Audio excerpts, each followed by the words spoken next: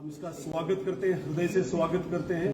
Historic wrongs को ठीक करते हुआ ये रिपोर्ट जो इन्होंने दिया है, इसमें हम विशेषकर शुक्रिया अदा करना चाहते हैं डिलिमिटेशन कमीशन का, क्योंकि उन्होंने ये जो विस्थापित समाज है, चाहे वो POJK से हो या खासकर कश्मीर घाटी से हो, इनकी पॉलिटिकल राइट्स को रिकॉग्नाइज किया और रिकमेंड किया है सरकार को कि इनकी पॉलिटिकल रिप्रेजेंटेशन उन्होंने अपनी तरफ से एक मिनिमम है, कम से कम 2 सीटें, यानी वो अपर लिमिट नहीं है, वो कम से कम है, 2 सीटें हों।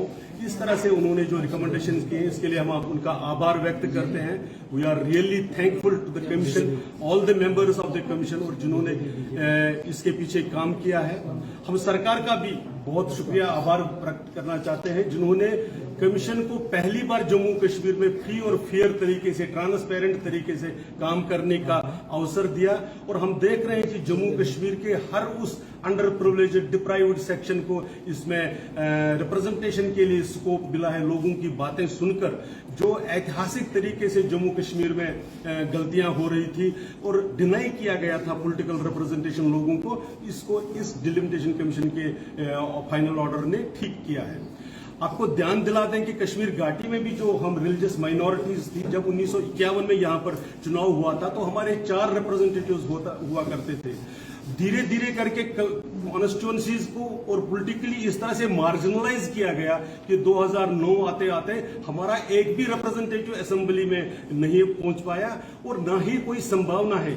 इसलिए उसको ध्यान में रखकर जो कम्युनिटी ने, जो समाज ने अपनी तरफ से डिलिमिटेशन कमीशन को निवेदन किया था कि दुनिया भर में जो सिस्टम है, दुनिया भर में माइनॉरिटीज को पॉलिटिकल राइट्स, इकोनॉमिक राइट्स सारे रखने के लिए कुछ अफर्मेटिव एक्शन चाहिए, और उस बात को डिलिमिटेशन कमीशन ने स्वीकार किया है।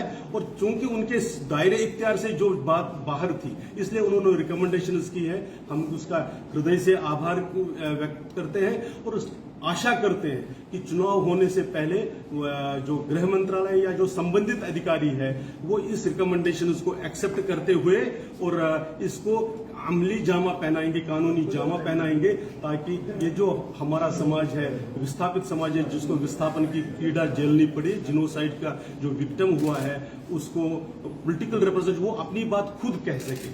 क्योंकि हमने देखा हुआ है कि हमने जिन पार्लियामेंट मेंबर्स को भी कश्मीर में वोट डाला, अगर आप पिछले 30 वर्षों में उनका रिकॉर्ड देखेंगे, एक भी, मैं रिपीट कर रहा हूं, एक भी व्यक्ति ऐसा नहीं, एक बार भी जिसने हमारी बात पार्लियामेंट में उठाई हो। इसलिए आवश्यक है कि हमारा अपना रिप्रेजेंटेटिव वहां पर हो और हमारी बात वो खुद कर सके। विपक्षी दल भी लगातार सवाल उठा रहे हैं, कुछ ऑर्गेनाइजेशन भी कह रहे हैं एक साजिश है, साजिश के तहत ये रिपोर्ट बनाई गई। और साथ ही साथ बात करें PDP, उन्होंने नकारा डिलिमिटेशन कमीशन की रिपोर्ट को। सर, अपोजिशन पार्टीज, अब वो PDP की बात को सीरियसली मुझे लगता नहीं आजकल कोई ले लेता है, क्योंकि उनका जो इतिहास जिस प्रकार से है, जब उनको सूट करता था तब वो बोलते थे मुगल रोड जी हम पुंछ के साथ है, वो हमारा एक है। लेकिन जब उसको एक कर दिया तब उस पर भी एतराज है। पहले वही रिकमेंड करते थे इसको नजदीक लाइए, क्योंकि शोपियान और पुंछ में कोई अंतर नहीं है।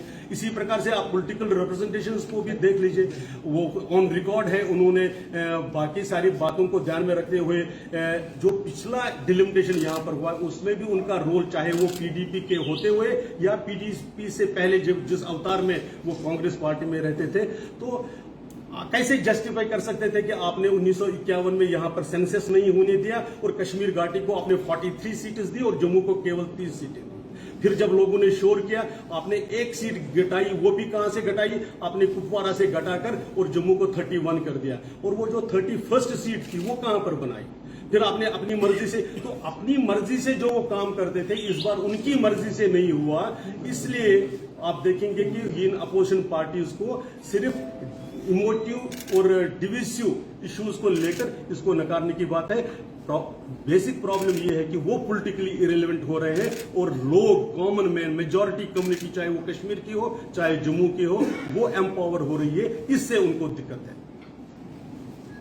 सर, लगातार जिस तरह से 32 साल से तो विस्थापित हो नहीं पाए कश्मीरी पंडित, और अब जिस तरह से एक कश्मीरी पंडितों का एक बार दोबारा जो जिक्र जो है एक बार फैलता हुआ नजर आ रहा है, क्या लग रहा है कि जो रिकमेंडेशन आपको जो दी गई है 2 पार्टी की, अगर आपका कोई उम्मीदवार अगर पार्टी में आता है, चुनाव लड़ता है, अगर उम्मीदवारी आती है, तो क्या लगता है कि कितना आसान होगा रास्ता दोबारा वहां पर कश्मीर में विस्थापित होना? देखिए, ये जो विस्थापन भी था, ये भी कल्मिनेशन था, ये एक दिन में नहीं हुआ।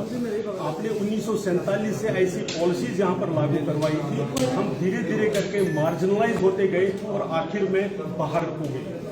अब ये एम्पावरमेंट है, ये एक स्टेप है टुवर्ड्स, इसी से होगा ऐसा मैं नहीं कहता, लेकिन ये एक स्टेप है टुवर्ड्स दैट, ये धीरे धीरे करके और स्टेप्स लेने होंगे जिससे विस्थापित समाज का कश्मीर में वापस सेटलमेंट। सवाल इसलिए मैंने आपसे ये उठाया था क्योंकि जिस तरह से जम्मू के अंदर जो कश्मीरी पंडित जो रह रहे हैं पिछले जो 2011 से जो कॉलोनीज बनाई गई, उन कॉलोनीज पर जाकर ना ही कोई कश्मीरी जो नुमाइंदे या एनजीओ बोल लूं या कोई उम्मीदवार बोल लूं, ना ही कोई अपोजिशन पार्टी और ना ही कोई मौजूदा पार्टी, उर्दू कॉलोनी की बात कर लूं, जगती कॉलोनी की बात कर लूं, वहां पर जाकर ग्राउंड में वो किस तरह से रह रहे हैं, कितनी बड़ी प्रताड़ना उसके साथ हो रही है, कितनी बीमारियों के इन्फेक्शन गंद में वो रह रहे हैं। लेकिन उसके बाद इस तरह का ये माहौल बनाना कि कश्मीरी पंडितों के साथ ये हुआ और अपने आप को विक्टिम बताना, लेकिन जो आपके ही लोग जो पुरकू कॉलोनी में रह रहे हैं उनका पता करने में कोई ना ही कश्मीरी पंडित की कोई एनजीओ गई है, ना ही कोई पॉलिटिकल पार्टी वहां पर जाती है। मुझे लगता है कि ये जो थोड़ा एक्सेजरेशन है, ऐसा नहीं कि हमारे वहाँ पर न केवल हम जाते हैं, वहाँ हमारा यूनिट है, रेगुलर यूनिट है और रेगुलर इंटरेक्शन होती है वहाँ। आप जगती जाएंगे तो हमारा रेगुलर ऑफिस वहाँ पर होता है, कॉलोनी के साथ जो वहाँ पर रहने वाले लोगों के साथ रेगुलर इंटरेक्शन होता है और वो सब भी जानते हैं। उनकी तरफ से जो शिकायतें आती हैं उनको दूर करने के लिए हमारी तरफ से भरसक प्रयास रहता है। हमारे माननीय अध्यक्ष चांद जी भट्ट लगभग हर हफ्ते वहाँ पर कम से कम एक चक्कर तो लगाते हैं। वहाँ पर जिस हॉस्पिटल को कोई नाम तक नहीं था कि वो डिस्पेंसरी भी नहीं थी, ये भी पता नहीं था, उसको सब डिस्ट्रिक्ट हॉस्पिटल बनाने में इसी टीम का बहुत बड़ा योगदान है। इसलिए मुझे लगता है कि शायद अपोजिशन कुछ पार्टी के लोगों ने कहा होगा, ऐसा हो सकता है, लेकिन ये हकाइक नहीं है। सर हर साल 13 करोड़ हर साल होगा 1800 फ्लैट बनने का जो उनको एक वादा किया गया, आज पिछले 6 साल से वादे ही किए जा रहे हैं। पैसा अलॉट होता है हर साल 13 करोड़ 16 करोड़, लेकिन वो पैसा जा कहाँ रहा है? कौन से फ्लैट जो है जो ऐसे इनविजिबल फ्लैट है जो शायद कश्मीरी पंडितों को नहीं मिल पाए, लेकिन वो 16 करोड़ रुपया हर साल जो अलॉट होता है वो जाता कहाँ है? मुझे ये जानकारी नहीं है कि आपकी 16 करोड़ की बात और कुरकू में कहाँ फ्लैट बने। मेरी जानकारी में ऐसी कोई भी बात नहीं है। हाँ, कश्मीर घाटी में जिन ट्रांजिट एकोमोडेशन को बनाने की बात है उस पर काम चल रहा है। उसमें से अभी अगर आपने देखा होगा सरकार की तरफ से आंकड़ा है, हालांकि हम भी बार इस पर शिकायत करते रहे कि उसकी स्पीड कम है, लेकिन 1025 फ्लैट तैयार हैं। 2400 कुछ फ्लैटों पर लगभग 90% काम पूरा हुआ है, ऐसा सरकार का कहना है। और 3700 जो और फ्लैट है, 6000 टोटल वहां पर बनने हैं। 3700 जो रिमेनिंग है उसके लिए जो टेंडरिंग प्रोसेस है वो शुरू के हम एलजी साहब से इसके बारे में मिले हैं, उनके ध्यान में लाया कि इसकी स्पीड बहुत स्लो है। ये बिल्कुल सही बात है। वो उसके लिए जो रिस्पॉन्सिबल एडमिनिस्ट्रेशन में जो लोग हैं उनको इसका और संज्ञान लेना चाहिए और इस पर कार्रवाई करनी चाहिए, बिल्कुल सही है। लेकिन पुरकू में बन रहे थे क्वार्टर, इसकी बात जानकारी मेरे पास। आखिरी सवाल सर आपसे करना चाहूंगा, जो जगती कॉलोनीज में जिन युवाओं के लिए दुकानें बनाई गई वहां पर कि ताकि जो लोग जो गवर्नमेंट सर्विस जिनको नहीं मिल पाई, नौकरियों का जो 6000 का वादा था, लेकिन 2800 ही नौकरी उनको मिल पाई, लेकिन बेरोजगार युवाओं के लिए दुकानों के लिए जगती कॉलोनीज में आज भी तकरीबन 200 से 250 दुकानें हैं जहां पर सरकारी ताले लगे हुए हैं। और जो जगती कॉलोनी के जो युवा हैं वो स्थानीय गाँव के लोगों की जो दुकानें हैं वहां पर 7-7 हजार रुपया किराया देकर जो है वो अपना जनजीवन कर रहे हैं। शायद रिलीफ कमिश्नर की जो जानकारी के हिसाब से वो सब जुडिस है, उस पर कुछ उन्होंने लाया। हम कोशिश कर रहे हैं कि वो दोनों जो पार्टी है वो बैठकर उसमें से कोई कंप्रोमाइज करके स्टे को वापस लेकर और जो और दुकानें, क्यों आपको ध्यान में अगर होगा कि जब सरकार यहाँ पर थी तो एक कोशिश करी गई थी जो और भी लोग जो रह गए थे उनके लिए भी दुकानें बनाई जाए, लेकिन ये चूंकि कोर्ट में है इसलिए हम कोशिश कर रहे हैं कि आउट ऑफ कोर्ट वो आकर सेटल करें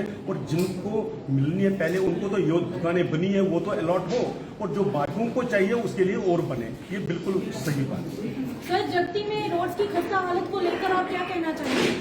अभी सरकार ने फैसला लिया है कि लाइन डिपार्टमेंट्स में जो रेगुलर डिपार्टमेंट्स है वो उसकी देखभाल करेंगे। अब रिलीफ कमिश्नर के पास वो अथॉरिटी नहीं है, तो हम भी कोशिश भी करते हैं और आपके माध्यम से वो सरकार से एडमिनिस्ट्रेशन से अपील करेंगे कि रोड्स की तरफ से भी ध्यान दें।